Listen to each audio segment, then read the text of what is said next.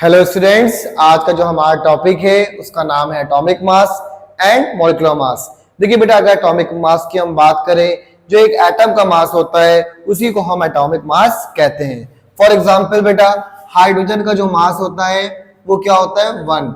या तो 1 ग्राम लिख सकते हैं या 1 यू लिख सकते हैं। कैल्शियम का मास कितना होता है बेटा? 40 ग्राम, या लिख सकते हैं 40 यू। क्लोरीन का अगर मास देखेंगे बेटा कितना होता है? 35.5, या तो लिख सकते हैं ग्राम या तो लिख सकते हैं 35.5 म्यू। देखिए बेटा, अगर हमको ये तो आपका एटॉमिक मास हो गया। अब हम मॉलिक्यूलर मास की बात करते हैं।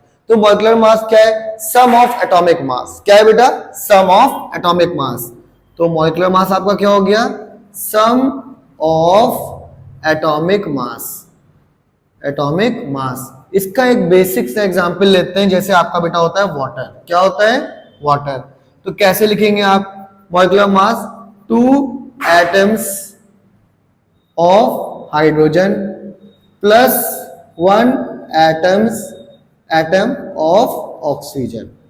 तो देखिए बेटा, 2 हाइड्रोजन का मास कितना होता है? 1 प्लस ऑक्सीजन का मास कितना होता है? 16। तो कितना हो गया बेटा? 2 प्लस 16 किसके बराबर आ गया? 18 ग्राम। एक सबसे बढ़िया एग्जांपल लेते हैं जिसमें बच्चों को डिफिकल्टीज होती हैं। जैसे हम लेते हैं सोडियम वॉशिंग सोडा का Na2CO3.10H2O। देखिए बेटा, सोडियम का जो मास होता है वो होता है 23 और कार्बन का कितना होता है? 12। ये हमने डिस्कस किया है। ऑक्सीजन का मास अभी डिस्कस हुआ है, 16 होता है। तो अगर हम इसको कैलकुलेट करें तो 2 इंटू 23 12, 3 इंटू 16। अब देखिए बेटा, ये हैं इनको बोलते हैं water of crystallisation. Water of crystallisation. देखिए इसको कैसे कैलकुलेट करते हैं। जो डॉट है यहाँ पे हमने प्लस लगाया, जो 10 है यहाँ पे 10 लिखा। इसका जो सम है, वाटर का सम आप याद रखिएगा। वाटर का जो मास होता है बेटा वो कितना होता है? 18। तो ये क्या हो गया?